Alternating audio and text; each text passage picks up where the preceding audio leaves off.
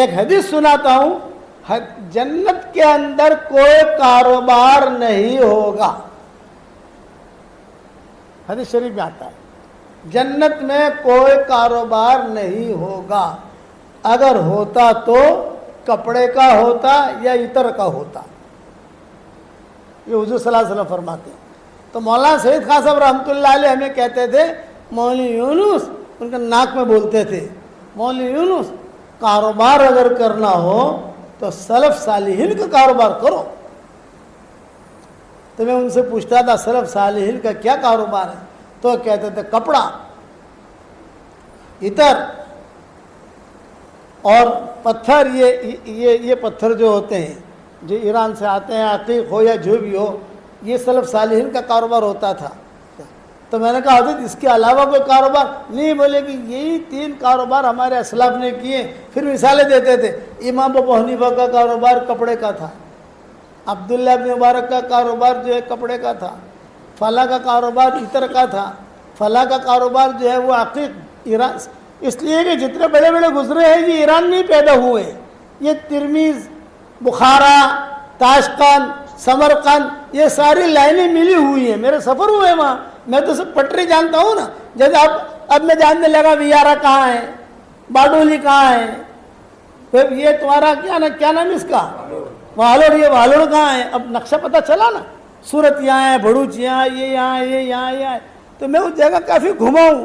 تو وہ ساری کے ساری پٹری کی وہاں بڑے بڑے علماء پیدا ہوئے ہیں. تو وہ سارے کے سارے جو تجارت بھی کرتے تھے. تو عبداللہ بن مبارک کے کپڑے کی تجارت تھی. 6 مہینے تک ان کے کپڑے کی دکان بند رہتی تھی. یہود بہت رہتے تھے وہاں، اور آج بھی ایران کے اندر یہود بہت ہیں، آج بھی بہت ہیں. باقاعدہ سپورٹ کیا جاتا ہے وہاں ان کا. بہت کالونیاں بنی ہوئی ہیں ان کی، اور اس زمانے میں بھی تھے. تو عبداللہ بن مبارک رحمۃ اللہ علیہ کے کپڑے کی دکان بند ہوتی تھی. یہودیوں کی باندیاں اور غلام بند دکان کے سامنے لائن لگا کے کھڑے رہتے تھے. تو لوگ پوچھتے تھے یہ کیوں کھڑے ہو؟ کہ کپڑا خریدنا ہے. ارے یہ تو 5 مہینے میں بھی نہیں آئے گا، یہ پتہ نہیں کھولے کب کھولے گا. موڈ میں آئے گا تو کھولے گا، موڈ میں نہیں آئے گا تو نہیں کھولے گا. یہ تو بولے نہیں، ہمیں ہمارے سیٹھوں نے کہا ہے کپڑا اسی کی دکان سے خریدنا. بھئی کیونکہ سستا دیتا ہے؟ نہیں، مہنگا دیتا ہے. مارکیٹ میں جو بھاؤ ہے اس سے زیادہ اس کا ریٹ ہے، مارکیٹ کے بھاؤ سے زیادہ ریٹ. اور ملے گا کب کپڑا وہ بھی ٹھکانہ نہیں. 4 مہینے کے بعد کھولے، 5 مہینے کے بعد کھولے، جب کب کھولے. یہ بولے نہیں، ہمارے سیٹھوں نے کہا ہے کہ کپڑا لاؤ تو اسی کی دکان سے لانا، کسی اور کے دکان سے مت لانا. بھئی کیوں ایسا؟ تو اب وہ باندیاں جواب دے رہی ہیں کہ ہمارے سیٹھوں نے یہ کہا ہے اس کی دکان سے کپڑا نکل کر ہمارے گھروں میں آتا ہے، اور ہمارے گھروں میں سل کر ہمارے بدنوں پر آتا ہے، تو ہمیں ایمان کا نور محسوس ہوتا ہے. یہ عبداللہ بن مبارک 6 مہینہ اللہ کے راستے میں نقل و حرکت کرتے تھے، اور 6 مہینہ تجارت کرتے تھے، اور ہر 2 سال میں بیت اللہ کا سفر کرتے تھے، حج کرتے تھے، عمرہ کرتے تھے. اور حرمین شریفین کے جتنے بھی علماء تھے سب کا خرچہ یہی ایک آدمی اٹھاتا تھا. حرمین شریفین میں علماء تھے نا، ائمہ ہیں، علماء ہیں. اس زمانے میں کوئی اتنا سارا مال تو تھا نہیں، فقیری تھی. ہمیشہ یاد رکھنا، مال جب آتا ہے نا، مال یہ فتنہ لے کر آتا ہے. مال اللہ نے ایسی چیز بنائی ہے، ہو تو بھی ٹینشن، نہ ہو تو بھی ٹینشن. ہو تو کیا لگاوانو، کیا نہ ہو تو وہ ٹینشن، ہو تو بھی ٹینشن. قاری طیب صاحب رحمۃ اللہ علیہ فرماتے تھے کہ اس کو مال کہو ہی مت، اس کو ٹینشن کی فیکٹری کہو. ہوگا تو بھی ٹینشن، نہ ہوگا تو بھی ٹینشن. تو لوگ پوچھتے تھے حضرت کیا کریں؟ بولے دیوبند میں لگا لو، کوئی ٹینشن ہی نہیں ہے. دیوبند کا مدرسے کے اندر چندہ دو. ان کے زمانے میں چندے بہت آتے تھے، قاری طیب صاحب رحمۃ اللہ علیہ کے زمانے میں. تو عبداللہ بن مبارک رحمۃ اللہ علیہ نے اپنا خرچہ کیا کیا تھا کہ جتنے بھی مکہ مدینہ کے غربا فقراء ہوتے تھے ان سب میں جب جاتے تھے پتہ چلا ابن مبارک آئے ہیں، ان کو عبداللہ ابن مبارک نہیں کہتے تھے، ابن مبارک آئے ہیں، جا ابن مبارک، جا ابن مبارک، بیٹھنے کی ایک جگہ ان کی ہوتی تھی۔ تو غربا فقراء مکہ، اچھا رؤساء مکہ بھی آتے تھے چونکہ عالم تھے، امیر مکہ بھی ان سے ملنے آتا تھا چونکہ عالم تھے، امیر مدینہ بھی ان سے ملنے آتا تھا چونکہ عالم تھے، سب لوگ آتے تھے ملنے۔ اور پھر جا ابن مبارک، جا ابن مبارک، لوگ جو ہے وہ گھیرا بنا کے بیٹھ جاتے تھے۔ اور اس زمانے میں دینار درہم ہوتے تھے، اپنے جیسے نوٹیں نہیں ہوتی تھی، تو تھیلے کے تھیلے بھرے رہتے تھے، بھائی ان کے تھیلے میں سے دیتے جاؤ، لائن ہم مسافر کے لیے لائن لگاتے ہیں نا، وہ دینے کے لیے لائن لگاتے تھے۔ اتنا اللہ تعالیٰ نے مال دیا تھا ان کو، عبداللہ بن مبارک رحمۃ اللہ علیہ کو۔ بیوی ان کی بہت دیندار تھی، تو جب ان کا انتقال ہوا عبداللہ بن مبارک رحمۃ اللہ علیہ کا، تو ان کی بیوی نے ایک پرچہ بھیجا علماء کو، جو اس زمانے کے علماء تھے، چونکہ استاد تھے نہیں، سب کے استاد رہے ہیں۔ بیوی نے کہا بھئی شوہر کا انتقال ہو گیا ہمارے، تو آپ لوگ جو ہے پانی وغیرہ گرم مت کرنا، کچھ وصیتیں کی ہیں انہوں نے، ان وصیتوں کے مطابق ان کو غسل دینا۔ کیا وصیت کی ہے؟ تو بیوی نے پرچہ بھیجا، اس پرچے میں لکھا ہوا تھا کہ جب میرا انتقال ہو جائے اور میرے لیے پانی گرم کرو تو باہر سے لکڑیاں مت لانا۔ میں نے جو کتابیں لکھی ہیں، میں نے قلمیں تراش کر کتابیں لکھی ہے، کمپیوٹر تو تھا نہیں ہماری جیسے، قلمیں تو تھی نہیں، قلم تراشتے تھے، پھر جو ہے روشنائی کے اندر ڈبوتے تھے، پھر لکھتے تھے۔ تو میں نے جتنی کتابیں لکھی ہیں ان سب کے تراشے میں نے جمع کیے، بہت بورے بھرے ہوئے ہیں، ان کو جلانا، اس میں میرا پانی گرم کرنا، ایک نصیحت تھی۔ دوسرا، اینٹیں رکھی جاتی ہیں قبر کے اندر، تو باہر سے اینٹیں مت لانا۔ میں اللہ کے راستے سے جب آتا تھا تو میرے جھولے میں غبار ہوتا تھا، کپڑوں پر بھی غبار ہوتا تھا، میں اور میری بیوی ہم دونوں مل کر اس غبار کو جمع کرتے اور پھر اس کی ایک ٹکیا بناتے، پھر اور سفر ہوتا تو 2 ٹکیاں ہی بنتی، ٹکیاں زیادہ ہوتی تو وہ اینٹیں بنتی۔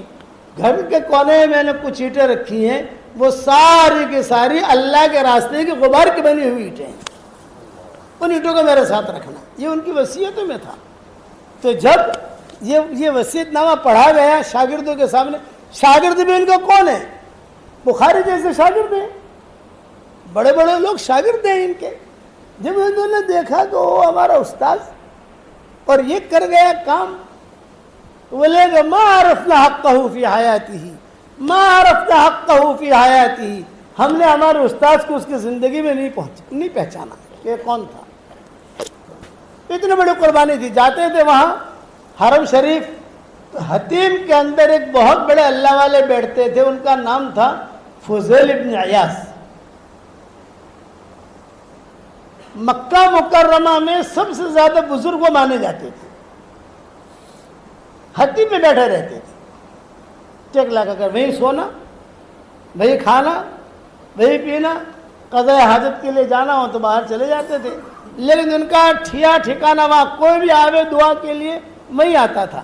تو عبداللہ بن مبارک رحمۃ اللہ علیہ بھی ان کے پاس جاتے تھے، ہدیہ دیتے تھے، ان کے کپڑے کا ناپ ہوتا تھا تو کپڑا سلا کے لے جاتے تھے، کپڑا دیتے تھے ان کو، خیر خیریت پوچھتے تھے، رہتے تھے، خدمت کرتے تھے، ان کے خاص دوستوں میں سے تھے۔ تو فضیل ابن عیاض رحمۃ اللہ علیہ نے ایک مرتبہ عبداللہ بن مبارک رحمۃ اللہ علیہ سے کہا کہ عبداللہ ایک پرائیویٹ بات مجھے تجھ سے کرنی ہے، تمہارے شاگرد اگر، اس لیے کہ ان کے شاگرد بہت تھے ابن مبارک کے، تمہارے شاگرد اگر چلے جائیں تو میں تم سے اپنے دل کی بات کہوں۔ ابن مبارک نے اپنے شاگردوں کو کہہ دیا بھائی چلے جاؤ، اپنی اپنی جگہ چلے جاؤ۔ اب فضیل ابن عیاض نے کہا اللہ نے تجھے اتنا مال دیا ہے، بہت مال ہے تیرے پاس ماشاءاللہ، اور گھر کا ماحول بھی تیرا بنا ہوا ہے، تو یہ کیا کبھی کسی جگہ جاتا ہے، کبھی کسی جگہ جاتا ہے، کبھی گھوڑے پر بیٹھ کر کہاں اللہ کے راستے کی نقل و حرکت کر رہا ہے، کبھی کہاں کر رہا ہے، کبھی کہاں. تو بھی 6 مہینہ مکہ میں رہے، 6 مہینہ مدینہ میں رہے، زندگی گزار ٹھاٹ کے ساتھ. حرمین کی جو نیکیاں ہیں یہ فضیل بن عیاض نے عبداللہ بن مبارک سے کہا. عبداللہ بن مبارک کہنے لگے نام نام. ایک بات کا جواب نہیں دیا ابن مبارک نے. بڑے آدمی ہیں، بڑا گھر ہے نا، اور بڑے آدمی ہیں، سارا مکہ جڑا ہوا ہے ان سے. تو بس ایک ہی جملہ کہنے لگے آپ دعا کرو ہمارے لیے، آؤ ہمارے لیے دعا کرو، آؤ ہمارے لیے دعا کرو، آؤ ہمارے لیے دعا کرو. پھر ابن مبارک جو اپنے علاقے میں آئے خراسان. جب وہ جاتے تھے تو شام کے راستے سے خراسان پہنچتے تھے. مکہ مکرمہ سے مدینہ منورہ سے، اچھا کسی کو اگر خراسان جانا ہے، شام جانا ہے تو مدینہ سے گزرنا پڑے گا. بغیر مدینہ منورہ سے گزرے آپ شام نہیں پہنچ سکتے. تو مکہ مکرمہ سے مدینہ منورہ آتے تھے. یہاں پر بھی اماموں پر خرچ کر کے، بیواؤں پر خرچ کر کے پھر نکلتے تھے، خیبر جاتے تھے. خیبر سے آگے بڑھتے تھے. العلا جو لیلا مجنون کا گاؤں ہے، العلا یہ لیلا مجنون کا گاؤں ہے. اب تو جو ہے چھوٹا امریکہ بن گیا، وہ اس کو بنا دیا. پھر اس کے بعد مدائن صالح آتا ہے. مدائن صالح جاتے تھے. صالح علیہ السلام کی اٹھنے کا جو قصہ ہوا تھا، پھر قوم عاد کا قصہ ہوا تو اس کے آگے وہ ہے. اس کے بعد تبوک ہے. اس کے بعد یہ جارڈن آ گیا. جارڈن کے بعد پھر یہ شام آ گیا. شام کے بعد جو ہے ترکی آ گیا. ترکی کے بعد داہنی طرف جاؤ تو یورپ آ گیا. بائیں طرف جاؤ تو یہ ایران اور خراسان اور افغانستان یہ آ گیا. چونکہ ہم گھومے وہاں چلے اس لیے سارے رخ ہمیں معلوم ہے. تو عبداللہ بن مبارک رحمۃ اللہ علیہ سارا سفر کرتے کرتے شام کے اندر ایک جگہ ہے، ان کے ایک شاگرد رہتے تھے عبداللہ بن مبارک رحمۃ اللہ علیہ کے. 15 دن وہاں قیام کرتے تھے. جاتے ہوئے 15 دن، آتے ہوئے 15 دن ٹھہرتے تھے اپنے شاگرد کے گھر پر. ایک مرتبہ اپنے شاگرد کے گھر پر ٹھہرے، انہیں کچھ لکھنے کی ضرورت پڑی تو قلم مانگی. شاگرد نے قلم دی. وہ قلم سے کام کرتے رہے.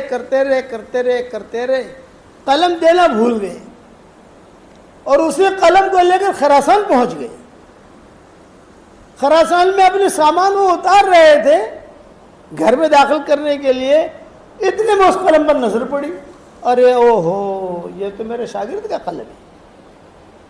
انا للہ و انا الیہ راجعون.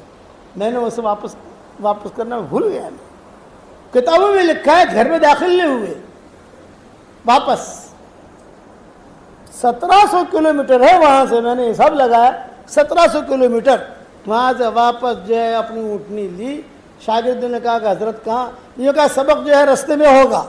سبق پڑھاتے چلتے تھے نا، سبق رستے میں ہوگا. شاگرد بھی واپس، سب واپس. اور وہاں شام گئے. وہاں جا کر جو ہے وہ قلم اپنے شاگرد کو دی اور واپس آئے. شاگرد نے کہا کہ حضرت آپ نے اتنی تکلیف کی وہاں سے، یہ میں تو آپ کا بیٹا ہوں. ارے قلم اگر آپ کے پاس نہیں، پتہ نہیں اس قلم کے بدلے میں کتنی مقبول نمازیں مجھے دینی پڑتی وہاں. اور آج ہم تو زمینیں ہضم کر جاتے ہیں، لوگوں کو پیسے ہضم کر جاتے ہیں، ڈکار بھی نہیں لیتے. اور اگر قرآن کی کوئی آیت سناویں تو وکان اللہ غفور الرحیم یہ آیت یاد ہے. نبئ عبادی انی انا الغفور الرحیم، یہ یاد ہے. تو میں نے کہا اگلی آیت بھی دیکھ سن بھائی، وَأَنَّ عَذَابِي هُوَ الْعَذَابُ الْأَلِيمُ. یہ بھی تو دیکھ. یہ ابن مبارک تھے، اتنا تقویٰ تھا ان کا.